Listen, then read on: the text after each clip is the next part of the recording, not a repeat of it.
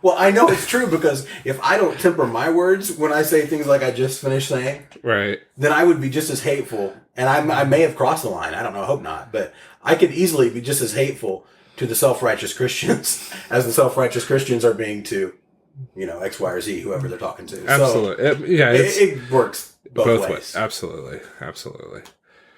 Welcome back to Two Pentecostals and a Microphone. Thanks for joining with us today as we continue our conversation on theology.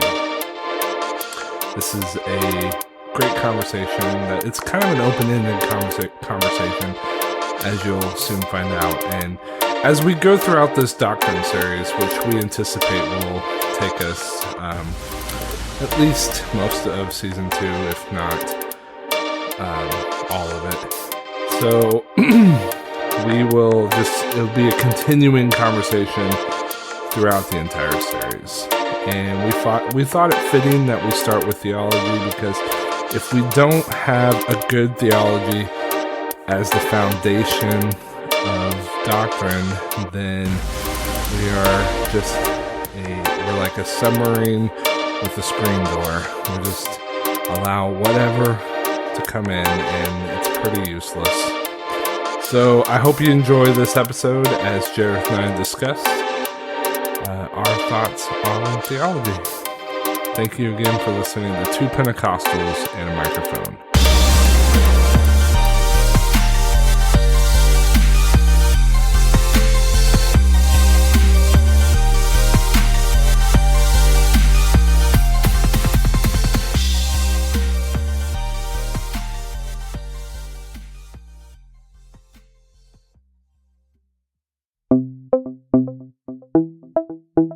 Welcome back to Two Pentecostals and a Microphone.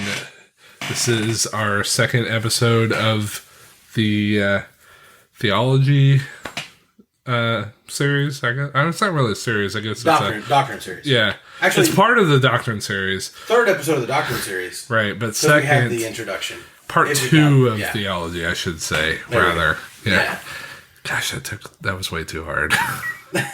Well, we're just getting started here. We're working on it. Get the ball rolling. Yeah, we'll get in the groove for just a minute. So, if you haven't listened to part 1 yet, I would recommend going back and doing that. Yeah, listen to the introduction to the Doctrine series, I guess. I'm more referring to the Theology episode. Gotcha. Okay. Well, it's part of the series. Right. I'm with you. Okay. Yes, go back and listen to the introduction of the Doctrine series to start off. That was the kickoff for this. Right. Yeah. Exactly. For this series, for sure. But this is definitely a continuation of last week, where we left off on systematic theology. Yes, I believe. If I recall correctly, I know we did discuss it. So right. So we're kind of just get the ball rolling and move on and talk about historical theology. So when you say historical theology, you're referring to basically theology in the eyes of the early church fathers, the early church. And if we wanted to, we can go way back and how the early, the Hebrews viewed theology. And well, actually, I have a book. I was just thinking about this. I have a book at home by Tekla Miriam, and I never can pronounce his last name, but I always refer to him as Brother Tekla Miriam, from Ethiopia. Yeah. Who was a part of UPC for a long time. But I have one of his books at home, and I believe it's called Bible Writers' Theology. Okay. So, and it talks about the theology, the theological concepts of the guys who wrote the New Testament. Mm-hmm. So I think so it could be Old Testament writers, New Testament writers. Obviously, Paul will be an important one. Absolutely, yeah. And then all the way up through, Tertullian and Polycarp. Even Martin Luther, John Calvin. And even all the way up to Jonathan Edwards, and even probably all the way up to Billy Graham and and then up to we'll David leave Bernard. Exactly. Yeah. It really, I mean, that's obviously very, very recent history. I mean, he's still writing, so, but We don't have enough time to have that kind of span. Right. But things, there's some important highlights that you can talk about. Sure. So anything, any theology of the past, especially held by influential people in the story of Christianity. Right. It to me, it's always a good idea. I mean, we can. First of all, it is a great idea to listen to your pastor and, absolutely, and try to adhere to his teaching. But it is always a good idea to look to the past and see for yourself kind of how the early church fathers viewed God. Right. How, like I said, Paul viewed God. How did Tertullian or Polycarp or, And this is very much distinct from. After this episode, we're going to have probably a 2-part episode, I would think, on orthodoxy, right? And what that means. Yeah. And we had a quote at the beginning of the first theology episode about orthodoxy, and that's not what we're talking about here. No, we're not talking about theology in historical concept. In that it's what is the orthodoxy of that person or their movement or their their sect, but it's their conception of God. Yes. And I mean, it gives you a better understanding of, at least from my personal experience, when I read things from the early church, not necessarily just the Bible, but just some of the early writings of the Christian church, I get a better understanding of not only how they view God, but just like pretty much God in general. I get a better understanding of just the historical context was what I'm looking for. But yeah. Well, I think it's interesting to look at writers who are, they're not biblical characters. They're not writers of the New or the Old Testament. They're not part of that story, but they're closer to. Now, this doesn't necessarily mean that they're closer theologically, right? To the church, early church, or to the founders of the church, or to the New Testament writers, but they're closer in time. Sure. So there has to be, and of course you have to look at it in the context of their place and time where they lived. What was the culture? What was the religious? What was going on in the religious world at that time? In the city or the country they lived in. I mean, there's a lot that goes into that, but you have to be able to learn something by looking at theology in the context of that writer and what they thought in that place and time. Right. Is there anyone in particular that you can think of that may have inspired you or kind of inspired your thinking on who God is or what God is or the theology, the science of God? Definitely, for me, definitely Paul. Sure. I mean, there's other people that I could point to. Martin Luther being, in the history of modern religion, Martin Luther being one of them. And not to say there's a lot I really would agree with him 100% on, but when you read the 95 Theses, he had a much better grasp of God than the church did at the time. They were certainly lost. Yeah. But beyond that, Paul, to me, in my personal experience, coming from, and I say this a lot, but I don't mean it the way it sounds a lot of times, coming from a very strict apostolic background, and being friends with or related to or in these churches with a lot of people who are extremely conservative on the far right of things, in every aspect. It was refreshing for me to see Paul in the way that I see Paul now, and the way I understand his writings. It took me a while to grasp, because what Paul taught was counter to a lot of what I thought was right growing up. So a lot of what I thought I knew about Christianity, about who God was, even about what it meant, what grace meant, my whole conception of the thing changed when I really read the epistles, Paul's epistles, for myself, and maybe even a few times before I really got it. And it was counter to everything I thought I knew. And it's not inherently because I grew up in a conservative environment, but I do believe that those ultra conservative churches do fall into that trap easily of that I certainly was exposed to of almost forgetting about grace.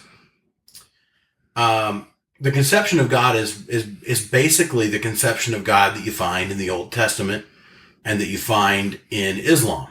You read the Quran, and not even the common English translation, but if you look at the less common English translations that are used by extremists, that idea of God is closer to what I grew up thinking. Wow. And but it's not, like I said, it's not just because they're conservative, but because they're so conservative. I think they, out of fear of the, like some sort of religious liberalism or whatever you want to call it, they cling to that angry God paradigm. And it was refreshing to me to read Galatians and read really all of Paul's epistles and see how he portrayed the God that he came to know. Right, especially given his upbringing and background. Oh, absolutely. In religion, and because he was that guy, right? Who was, and I feel like I've had, not that I'm anything like Paul, but my journey, I feel like in a way, it's kind of like his, because I come from that background of stone throwers. I mean, this is not a slight, I don't perceive this as a slight toward anyone who's listening who might be, past pastors or past church family. I don't mean that in that way, but I did come from a culture where it was easy to be a stone thrower.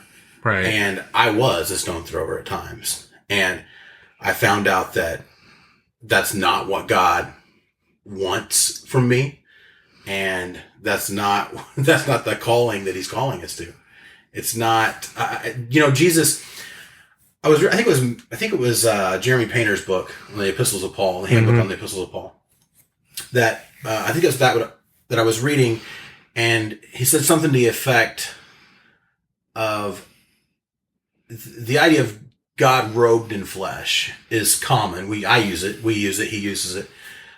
We say that all the time, but it's not really the best way to describe it, because when something is robed, it is whatever it's robed with is concealing something.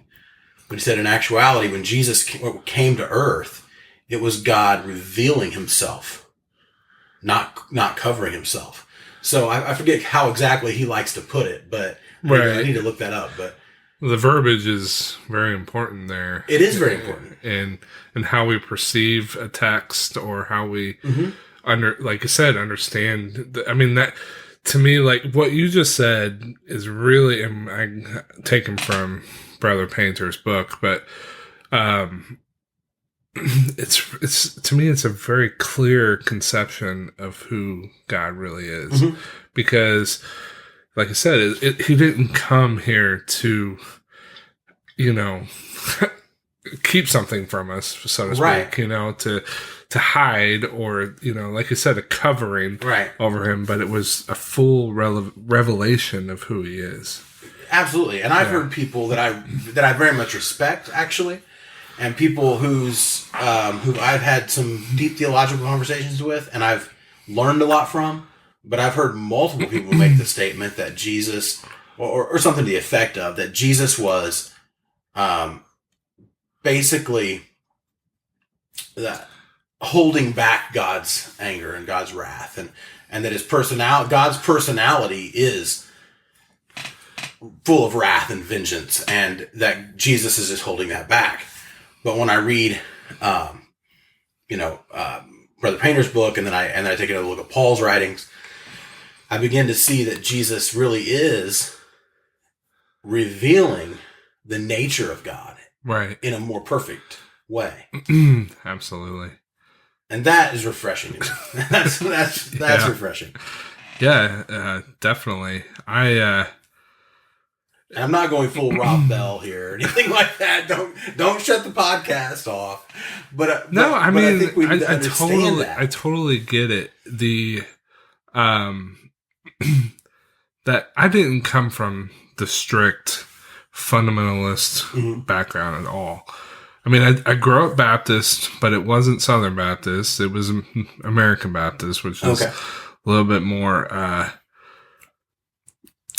like mainline Protestant. Yeah. Yeah. And it was very much grace, God's love. And, fairly liberal theology. Right. And I mean, I had a lot of Bible teaching when I was younger, and I love that. But I never understood God to be someone I should fear.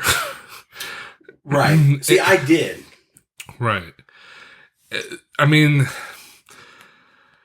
I listen to a lot of people who grown up in a very fundamentalist background, and I feel, and I mean no offense at all by this, this is just my own personal observation, but I feel that they're a little bit more superstitious.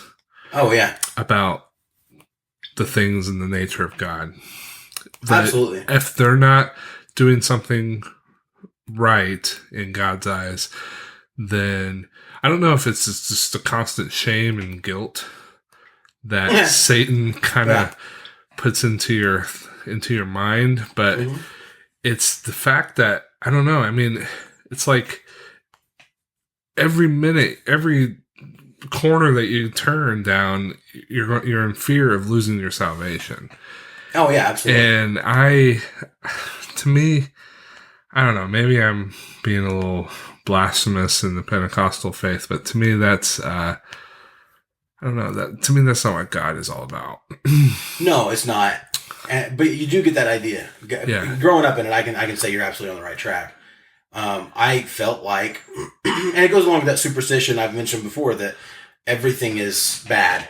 You know, I mean, and I'm not saying there aren't bad things in the world. I'm not saying there aren't things that Christians should avoid and whatever. But I am saying that, and I think I said this actually on a blog post I'd written, but I don't see the devil behind every tree and under every rock. Like, I don't think, I'm not constantly in fear of that. And I believe the Bible says God's not given us the spirit of fear. Right. And we are, as like you said, conservative fundamentalist Christians are often in constant fear of God's judgment or of the devil. And I don't believe God intends for us to be afraid. I mean, of either one.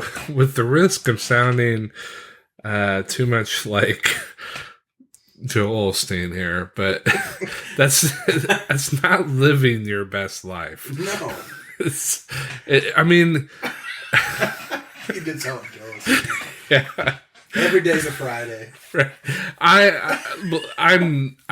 do not adhere to the prosperity gospel. I think it's ridiculous. But yeah, it would be nice if it were true. But. Right.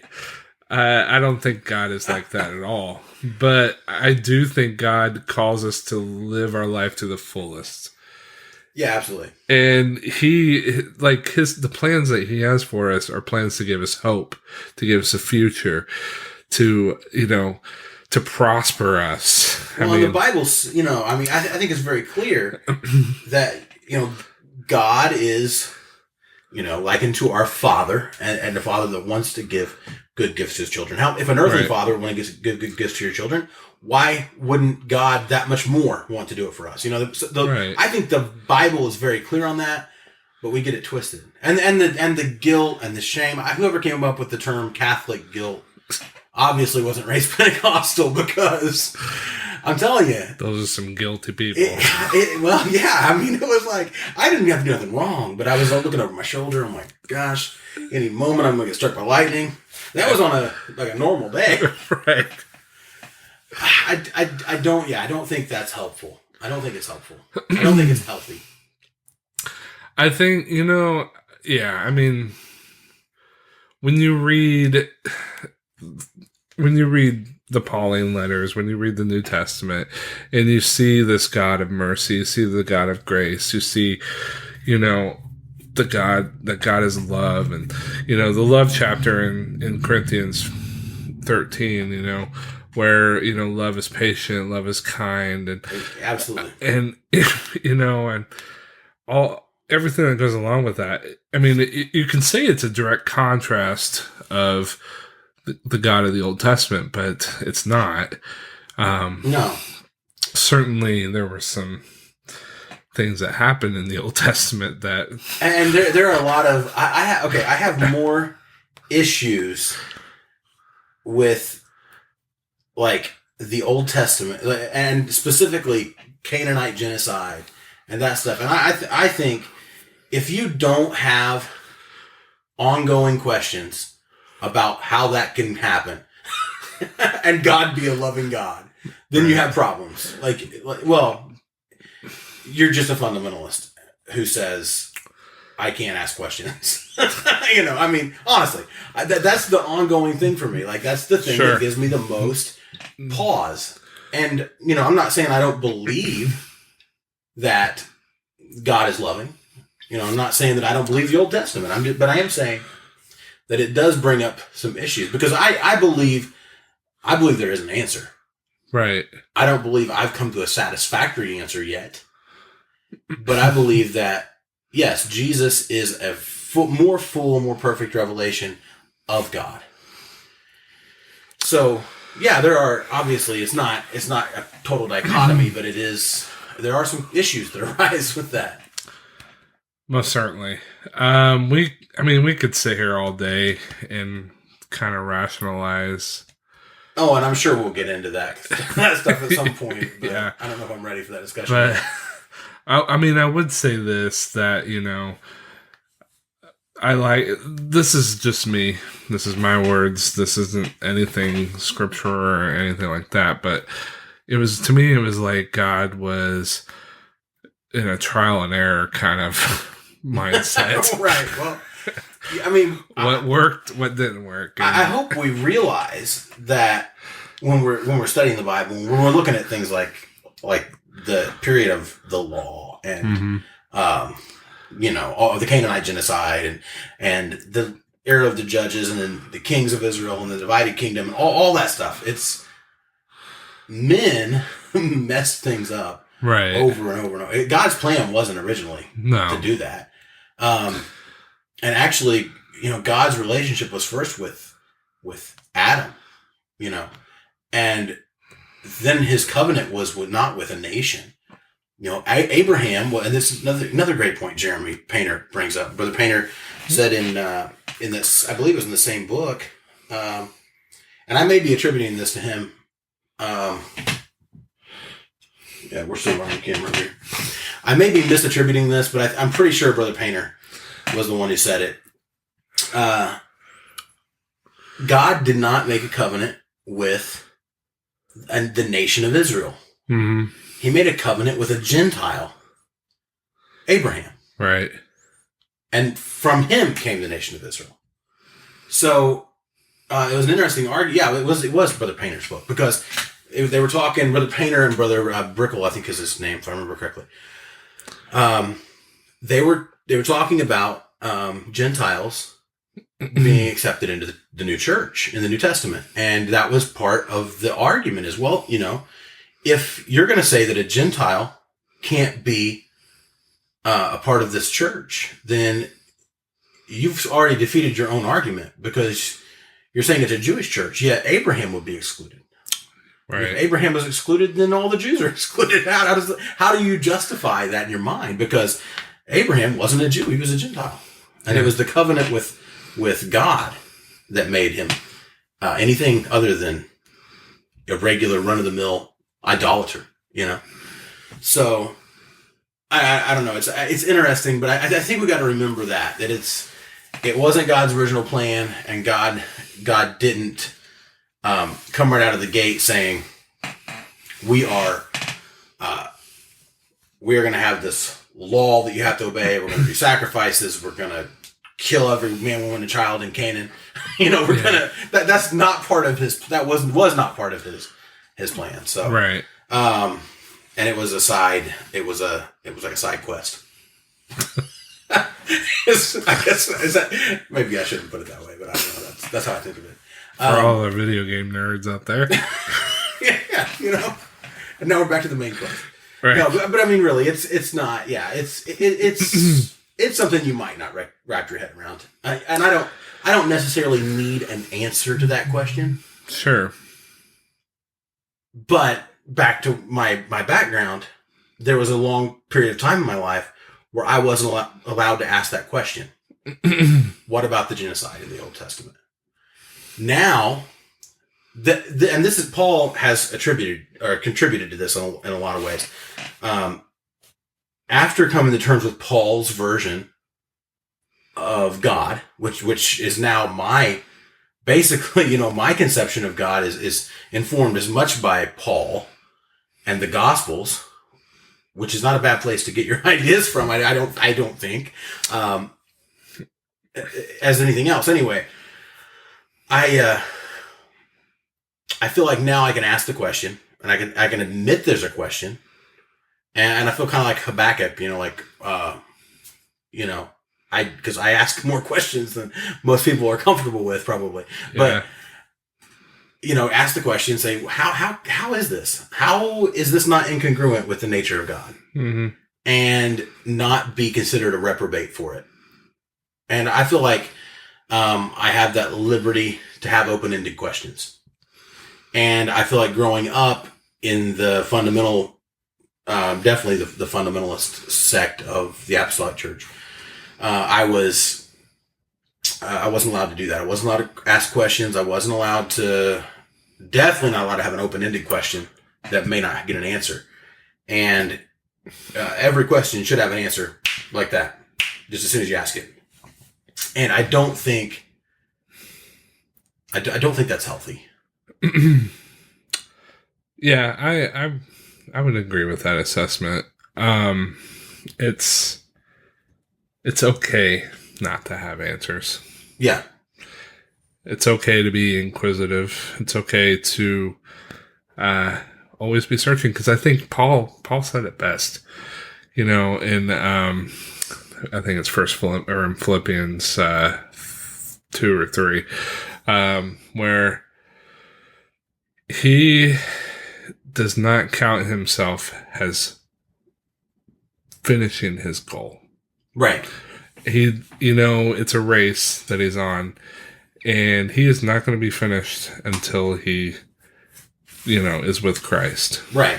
And I love that, because it's like you said, he's always searching, always wanting more, always just seeking after God. And, it's this isn't a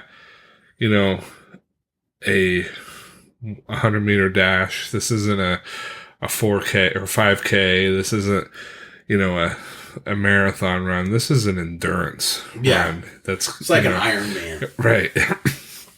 This is something that we're always, until we finally meet our maker. Right. It's something that we're always going to struggle with. And I think admitting that is such a weight off your shoulders. Right. Admitting because God, it's also just relinquishing control. Yeah, absolutely. And allowing God to guide your steps, allowing God to move in your life. And to me, that's what walking in the Spirit's all about. Absolutely. And I like to imagine, my views of God is not the old long flowing beard sitting on a throne somewhere. Throne of clouds. Yeah. thou shalt not pass or something, Yeah. Right. And a lot of people have that view, which is, I feel sorry for them, but I imagine God, I don't know, there's an old Christian movie, I think it was named Joshua. It's been a long time. It was sometime in the 90s when this was made. But it was like this guy, regular run-of-the-mill guy, shows up in this town. He's a carpenter. Okay, yeah, right. Does some odd jobs and some miracles happen. I think Mac Powell's in it. So. Oh, really? Yeah. That's not really the heyday of Christian cinema, but... No, it was like before... It's before flicks ever was a thing. Yeah. So this was a long time ago, but... To me, that's always been my image of God, was just like, you're, I don't know, I'm trying not to be disrespectful to anyone. Right, but no, I understand though. To me, I mean, like you said, if he's going to be your father, then to me, he's going to be like a father. Right. And not some old dude with a white flowing beard that goes on for miles with this deep booming voice and distant and unreachable and right. And not like a drunken stepdad that's looking for a reason to beat you either. No, someone that's going to do the work with you. Right. Someone that's going to be by your side. Somebody that's going to, like I said, show up in town and do some odd jobs with you. Yeah. I don't know. I mean, I get it.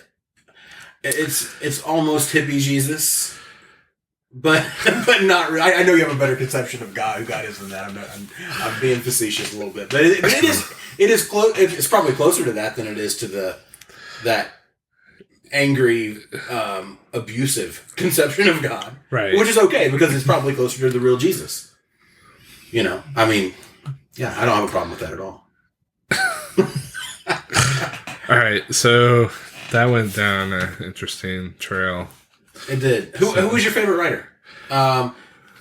In terms of historical theology, I don't think you answered that. No, I did not.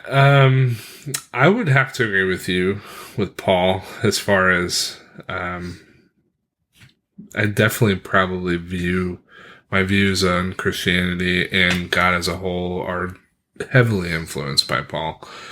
I do like some of the early... I have this great book. Wish I had it on hand, but it's early Christian writings. Okay. But it's the letters of Tertullian, Polycarp. Oh, that'd be great. Yeah, and it's written very much like scripture. I can imagine that they were probably up for canon when at the Council of Nicaea. But probably were. For some reason or not, they didn't make it. But right. But they are they're very interesting because, I mean, some of these writings, they were disciples of the disciples. Right. So, I mean, it's kind of secondhand accounts, right? But it can't be, and a lot of people would discount it, but you can't completely discount it at all. Right. I think there's a lot to learn from it. Yeah.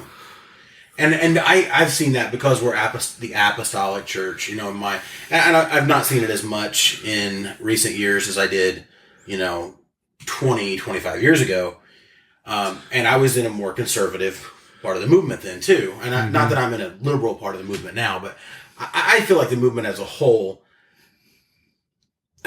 and some people are going to hate me for saying this, but I would say has become not necessarily become more liberal, but has become more reasonable. Yeah, I'd say that's probably true. More intellectually honest. Yeah. And I'm hoping they become even more intellectually honest because I've definitely... It would have been thrown out. Like, you throw out the baby with the bathwater. Yeah. Back then. That would have been... Anything that's not in the Bible, you don't need. Throw it out. And I think now we see the value in reading letters of people like that. And, early church writers and even people, all the way up to modern times. I mean, there's a rich history of Christian writing. And of course, it's not all right, but it's all it can all be of value. I think it needs to be stacked against Scripture.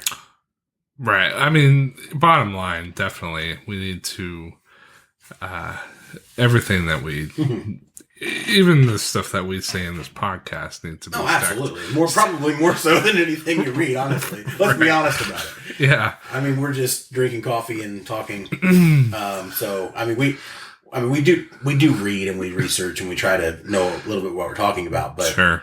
But we can definitely be wrong. So yeah. Do not take any of us as Bible. Right, exactly. Yeah, what we say is not canon. It is what it is. Yeah. So yeah, definitely. And as long as and I think we mentioned this last week, talking about modern Christian self-help and pseudo-psychology and whatever. Yeah. That's same thing goes for Christian theologians. All the way throughout history. Just read it and then stack it. I believe we should be reading enough of the Bible that we get a pretty good sense about what we're reading outside the Bible as we read it.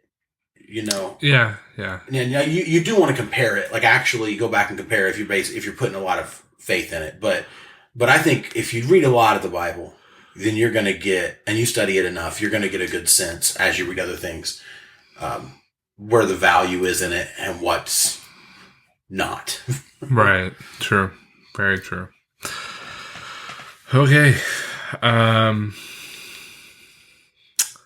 So we kind of touched on that a little bit with practical theology.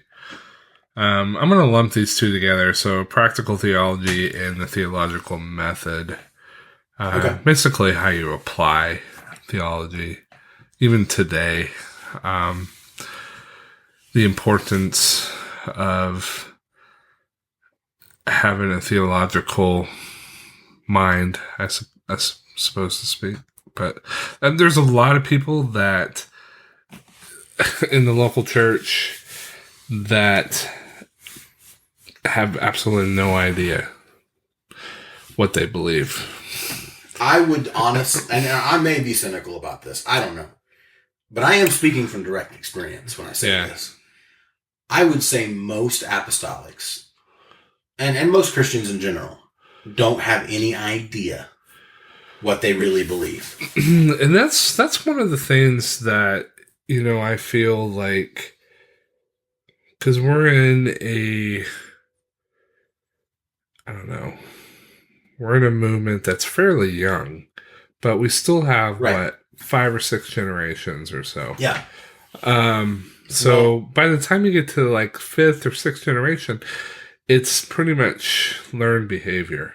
I'm pretty sure Aiden is 6th generation. Wow. Apostolic. I think my great grandpa may have gotten saved before my great grandpa did, but I'm pretty sure that. Well, I know he was baptized. And I received the Holy Ghost. So, and my great grandpa was a pastor, PKW minister. So yeah. So in my family, Aiden is 6th generation. So which is scary in a way. Yeah.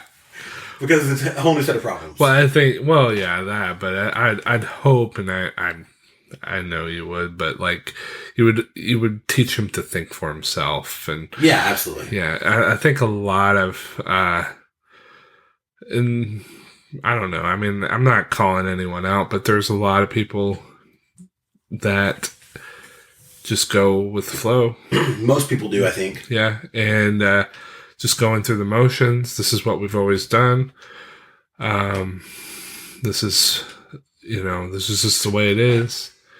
Don't venture outside the circle too much to see, how other Christians live their life or how they understand who God is. And I think all right, granted, let's have it. You should be strong enough in your faith in what you believe before you start venturing out and studying other religions or studying other denominations.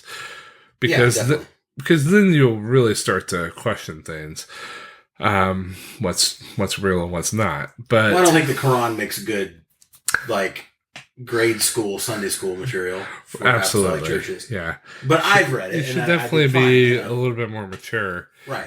Exactly. But I on the other hand, I feel, to me, what affirmed my faith even more, like I've said it countless times that, I did not grow up in the apostolic church. I became an apostolic much later in life. I was in my early 30s. Right. And I was like 5. After 4. being a Christian for all that time too. I mean, it wasn't like I'm a new convert. Yes, I was new to the Pentecostal faith, but I wasn't new to Christianity at all. And I had my ideas of who God was and what he was in my life. And I had experiences with God that no one could ever take away from me. But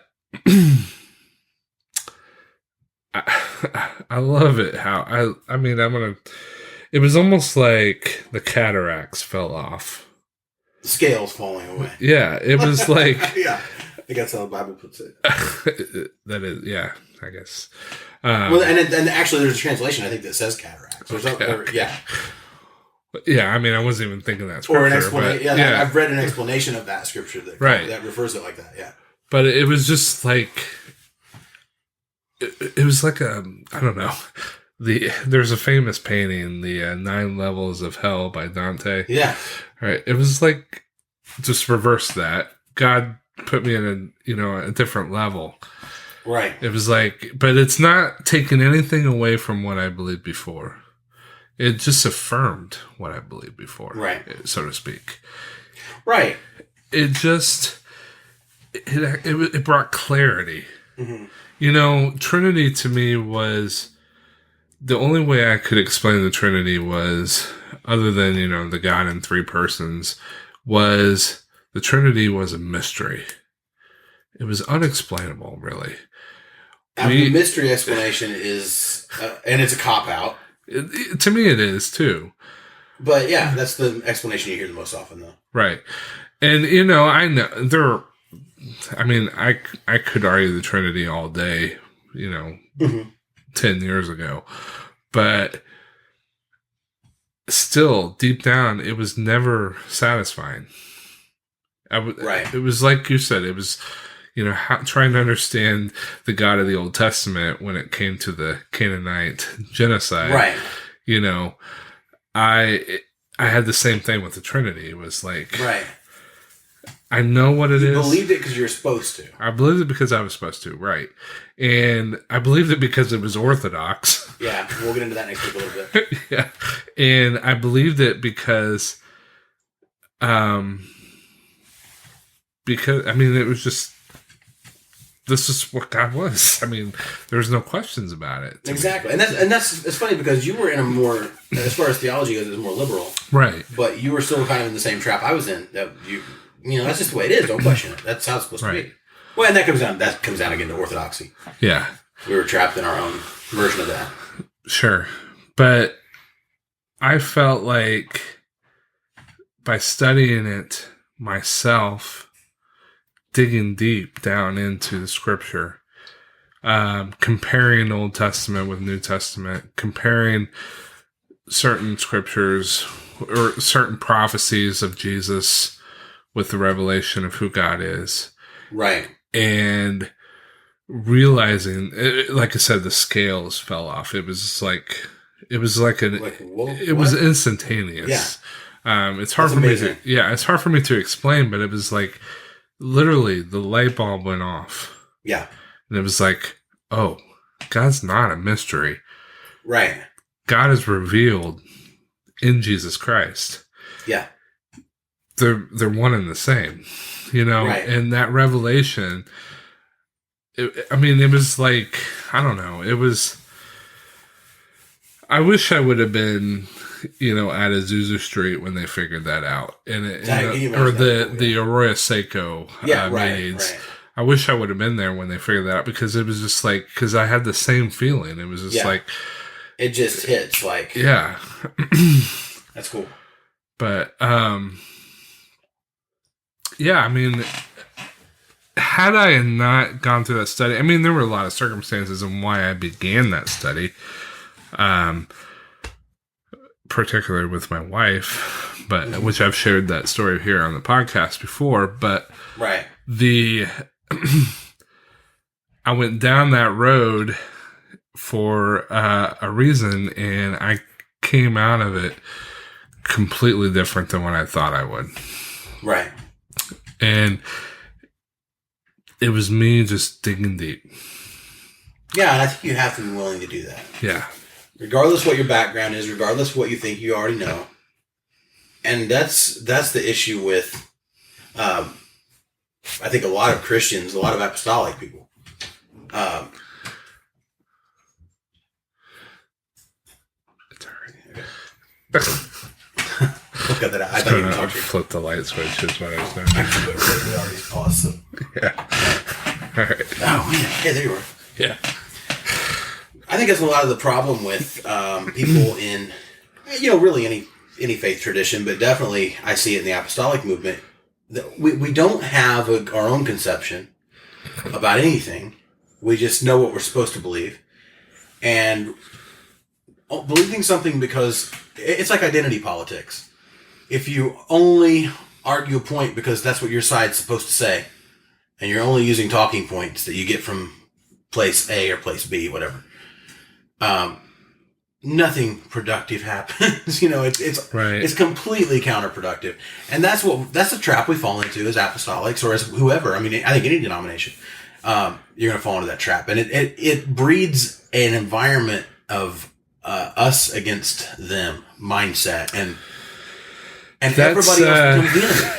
Yeah, that's the one thing I dislike the most, probably about our movement. Mm-hmm. The holier than thou attitude. It can be a real problem. And maybe because of my background, I hope I'm never like that, but maybe because of my background, that's why I have such a huge issue with it. And it's funny because I have the opposite experience. I've been in the worst of that. Right. And I got burned. And that's why I feel so strongly about it now.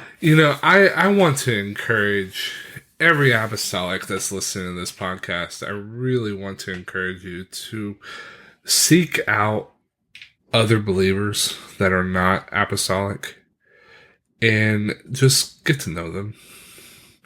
Absolutely. Not to try to win them over to the truth, mm-hmm. but to just understand why they believe the way they believe.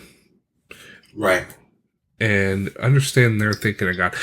I have Catholic friends. I have many Baptist friends. I have, Methodist friends and Presbyterian. I have almost every denomination I know somebody that's in. Right. And I've been to a lot of these churches. And it's funny because a couple of my best friends growing up and through high school were Catholic. And their mom really, really tried hard to convert me to Catholicism. I wasn't having it because it was the same reasons why I didn't want to become a Pentecostal. I was going to become a Catholic. Right. But she loaned me the catechism book. Oh, right. And I read it. And I never read that. I'd like to read that. But she's like, yeah, you can become a priest now. And I was like, yeah. Okay. Thanks. Right. But it was like, I'm glad I did it. I don't regret reading that. I certainly don't regret growing up in the Baptist church. And I think I'm a better Christian for it. Probably are.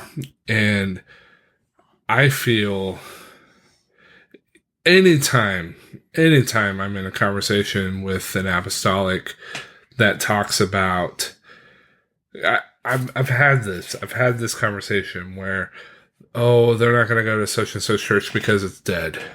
Right. Dead spiritually. They're not raising their hands. They're not shouting or anything. Mm-hmm.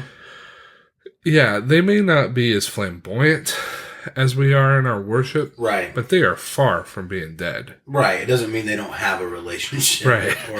I know they don't worship some extremely strong Christians in the Baptist church.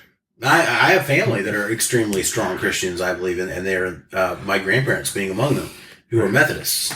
Yeah. And yeah, I get it absolutely. And when you extrapolate that argument even further, it applies to a lot of things. I've seen things that have turned me off about our movement, and frankly, things that have caused me at times to ask, should I even be in this movement? Should I do what T.D. Jakes did and just be out on my own? I don't know. I don't know what T.D. Jakes. I don't know what his official, if he's part of an organization but I think he's pretty much. I think he's got more people following him than most organizations do. So I don't know that it's really. I don't know. Anyway, you get my point. I've asked myself those questions, like, it's not because of what the movement at large even does or is or thinks or says. Sure. Especially not official channels. It's not what I'm hearing coming from down from headquarters at UPCI, or it's definitely not what I'm seeing on Brother Bernard's Twitter account. Yeah. But and actually, that's one of those things. Maybe after Paul's writings, Brother Bernard's Twitter account is he needs to refreshing. write a book of tweets. He should definitely have a book of tweets. Yeah. No, I'm really though.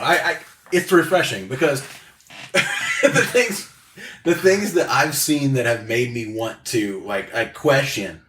Do I even want to be a part of this? Right. A lot of times they're microcosms. They're not really the bigger picture. Mm-hmm. And I know it's sometimes you can't see the forest for the trees, but I've definitely been there. And things from gay bashing to,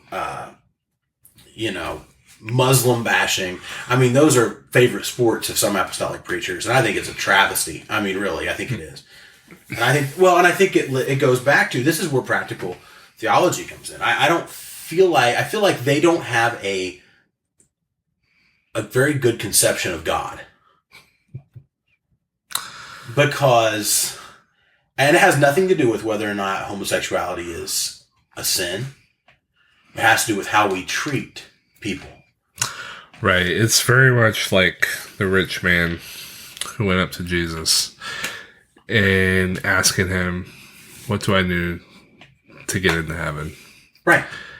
And, Jesus proceeds to give him, or he questions him, have you done this? Have you, all that I followed my commandments. I followed your, everything. I've done it all.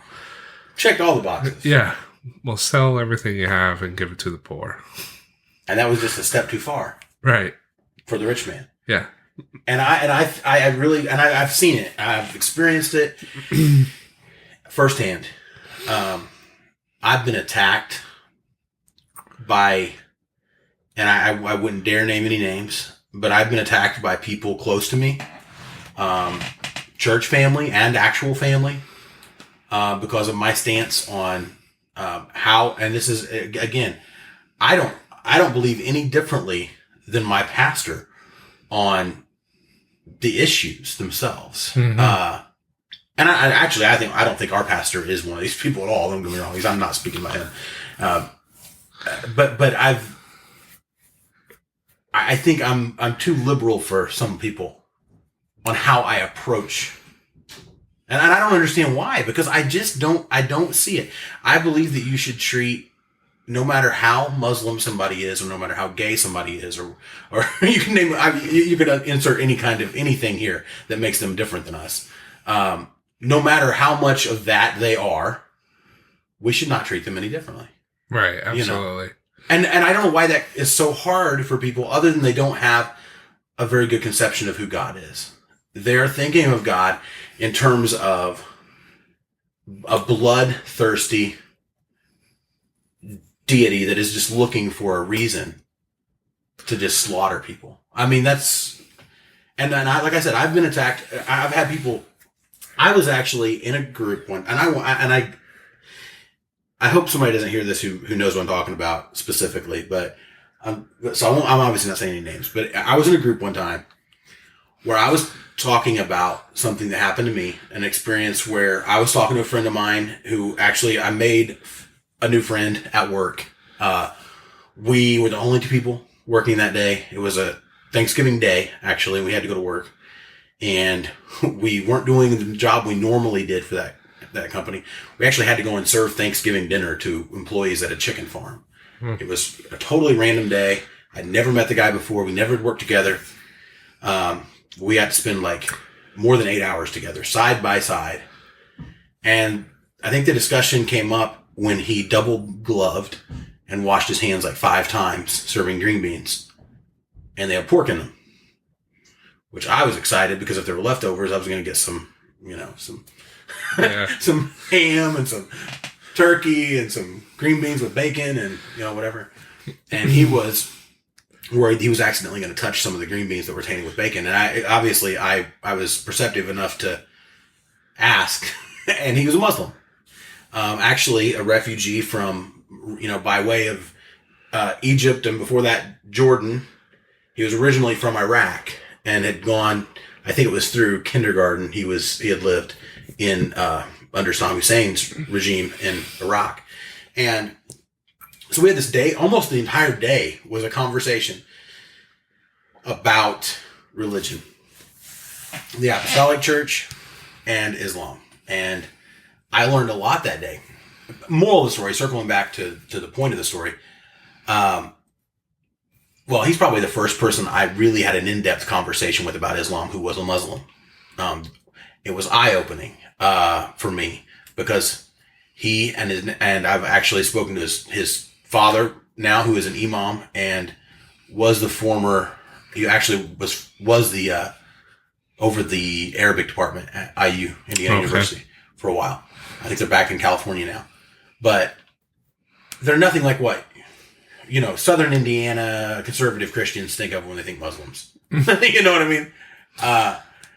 mean? He didn't yell Allahu Akbar one time during our conversation. I mean, that's not necessarily, a term always associated with terrorism, but he's not the extremist you think, because we have this conception of what they're going to say and do and be, and it was nothing like that. Sure. So I'm telling this story in a group of people from our church, and somebody says, why?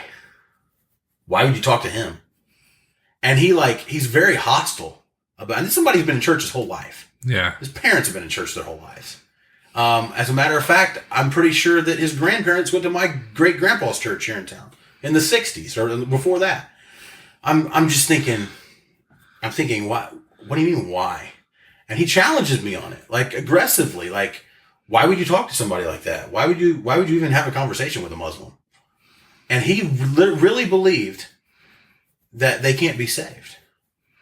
And I had a discussion with another guy who was, actually I wrote a blog post on the issue, and somebody reached out to me as a UPCI minister, and he had tried to, in his district, I can't remember which state it was, he had tried to gather support. And as far as I understand, he had the approval from headquarters, multicultural ministries or whatever department it was, to do this. And he was trying to gather support to reach out to the Muslim community. And he got stonewalled everywhere he went because so many people believe that they can't be reached and that they should just be treated as the enemy. And that has to come down to people not understanding who God is. Right. And not being able to apply theology, or not even having their own idea of who God is, maybe. Yeah, it's disheartening for sure. Could you imagine if the early church father, if Peter, Paul, John, all those guys had thought this is not for the Gentiles? Well, some of them did think that. Right. And Paul pretty much set them straight. It killed it. It would kill them. It would have killed the movement. Yeah, we would not be having this podcast right now. No. I can't imagine. So, I'm trying to understand the thinking a little bit. It's almost like they're so, I don't know. It's like they're afraid of not knowing enough, that they rather just avoid the conversation, in my opinion. Yeah. Because then again, it's not understanding who God is. It's not understanding theology. It's not understanding, not having your own theology well enough. You're not equipped well enough to handle a conversation with a Muslim. So we might as well just ignore him. Well, I've come to find out, and this is my cynicism showing maybe a little bit, but I've seen this firsthand. I know it to be true. That especially here, we're in Southern Indiana. We're in a conservative district. Mm-hmm. We're in a conservative part of a conservative district. We're in general a conservative politically here. It's conservative all around. Yeah, and I think a lot of times the politics leak over into the religious side of things, and it gets all convoluted. But to many conservative Christians that I've come in contact with, the symbol in their mind, the symbol of Christianity is the sword of a crusader and not the cross of Jesus. That's what it comes down to. It's a good analogy.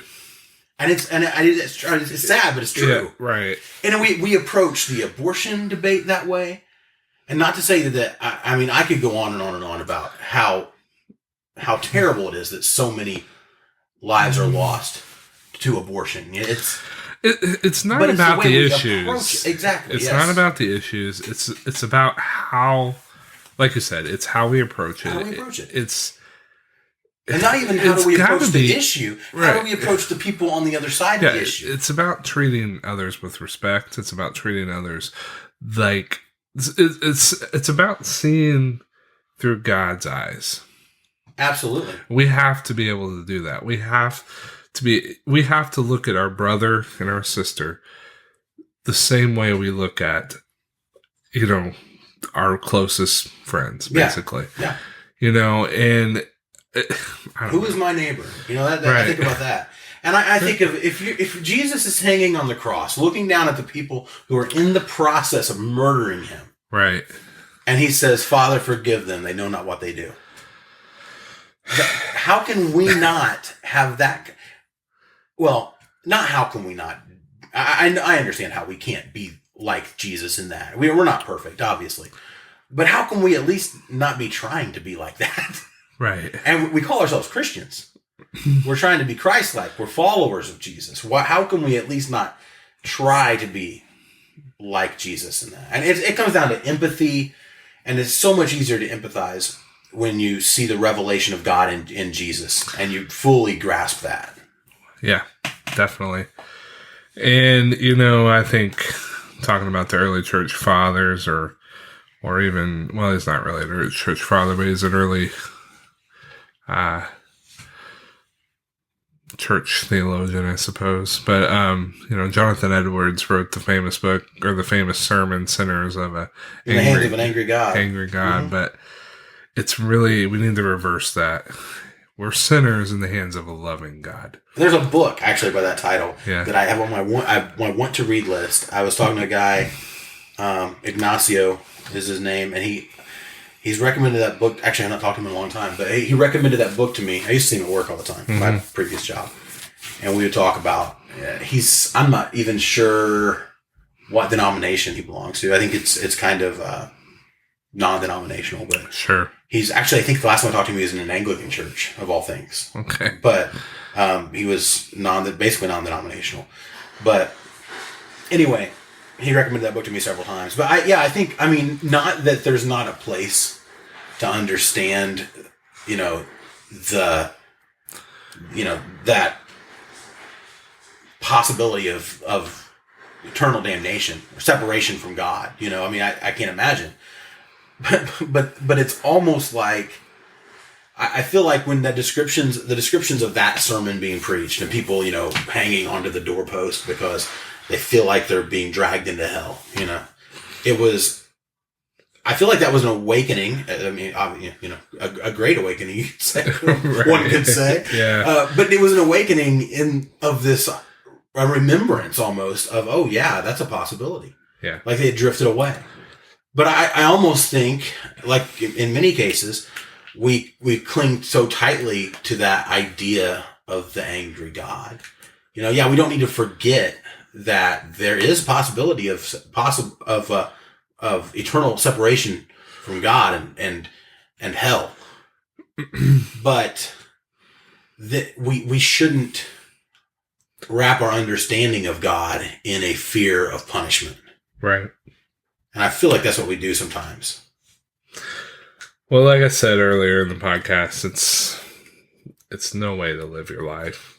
No, it's really not. It's really not. And I don't feel that God calls us to live a life of fear. Right. And I honestly feel like he just weeps when we have that view of him. Right. Because it's nothing like Jesus at all. No, it's really not.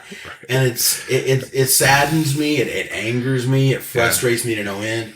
I've had conversations, with you, obviously, about this, my wife, my pastor, and it frustrates me to see people who are supposedly lifelong disciples, and they're in their 30s, 40s, 50s, sometimes even 70s, and they still haven't understood that they understand that Jesus loves their actual neighbor. Mm-hmm.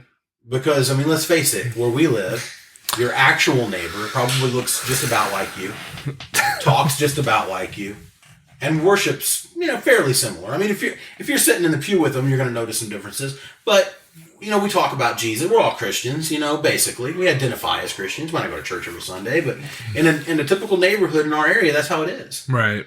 But there's so many people, and it's ignorance.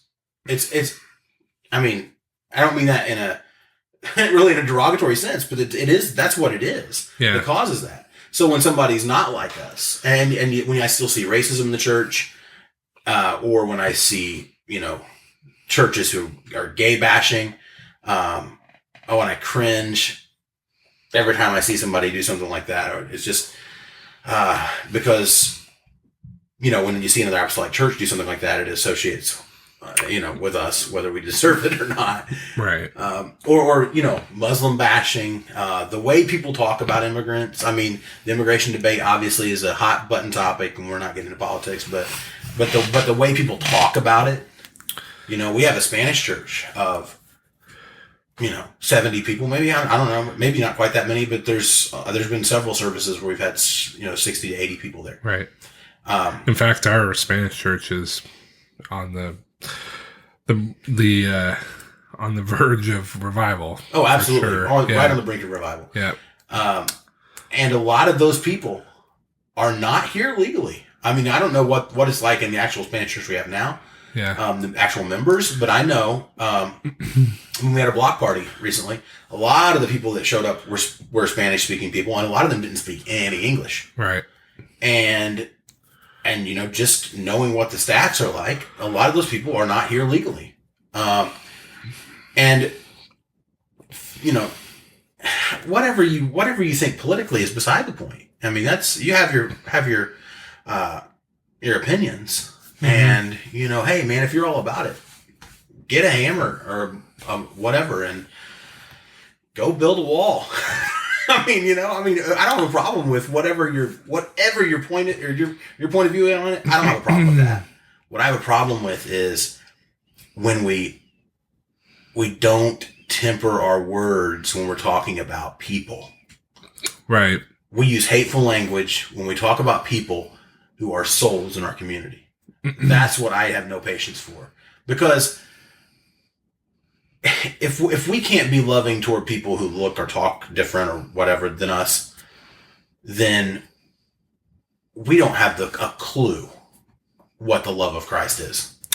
Absolutely. What we end up being is and here's exactly, I feel like this was written for this conversation. Right. When the Bible talks about, and it's Jesus, I believe, I hope I don't misattribute this, but I believe it's Jesus, and you probably tell me, speaking in a parable, when he's talking about the debtor who owed his master a great deal of money, and he forgave him. Oh, And then he went and found a fellow servant who owed him a little bit, and he had him thrown into debtor's prison. Mm-hmm. And to me, that's what we're doing. When we are saved, when God has given us grace and we've experienced salvation, and he's wiped away our transgressions, yet we turn around and treat people poorly who are whatever. We talk about illegal immigrants like they're dirt.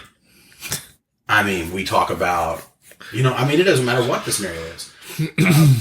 When we do that, no matter what their sin, no matter what their station in life, none of that stuff is relevant. When we turn around to having received the grace of God, and we turn around to anyone else, and we act the way we do sometimes, we speak the way we do about them or to them, we are guilty of the same thing that servant was guilty of. Yes. Most definitely. And hopefully applied a good understanding of who God is, especially with the revelation of Jesus. Right. We can come to a point where we can apply that concept of God, apply our theology in a practical sense, like you said, and really truly love everybody. Yeah, and none of us are perfect. No, absolutely. We're all in this together. That's what to me, it's like we're all in the same boat. We're going in the same direction. We may be different, but we're all headed in the same direction. And the sooner you realize that we're all together, mm-hmm. the better off you're going to be. In my opinion. Absolutely. And I don't know. It's just. Well, I know it's true, because if I don't temper my words when I say things like I just finished saying, right, then I would be just as hateful. And I may have crossed the line. I don't know. I hope not. But I could easily be just as hateful to the self-righteous Christians as the self-righteous Christians are being to, X, Y, or Z, whoever they're talking to. Absolutely. So, it works both ways. Absolutely. Absolutely. Thank you again for joining with us on this episode of Two Pentecostals and a Microphone. I hope that, and I pray that you enjoyed this episode, first of all, but really got something out of it. As always, Jared and I would really appreciate your feedback. It just boosts our morale and just makes us feel nice, warm and fuzzy inside when we get good feedback from you guys.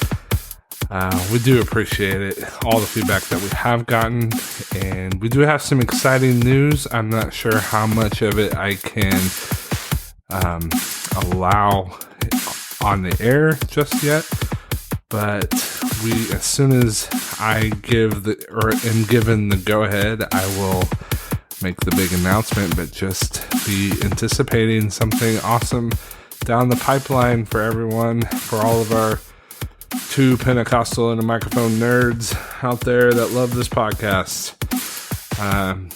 Jared and I really do appreciate all of our fans and everyone that listens, and all the downloads we've gotten. It's encouraging. It keeps us motivated to keep doing this. We're not making any money. We're not seeing any profit or anything from these episodes. We just want to do it because we love podcasts, and we love God, and we love discussing the things of God, and we enjoy this very much. Thanks again for listening to today's episode, the continuation of the Theology episode as part of the Doctrine series. So, moving forward, we're going to continue our series on doctrine. We're going to discuss many different things, and hopefully we'll get something that you will take back and really think I hope and pray that you do. Let us know. Let us know what you think. Shoot us an email or Facebook message, or write a comment on our YouTube channel, or through iTunes. Leave a review. We really do appreciate all the feedback that we get. Thank you again for listening to today's episode of Two Pentecostals and a Microphone.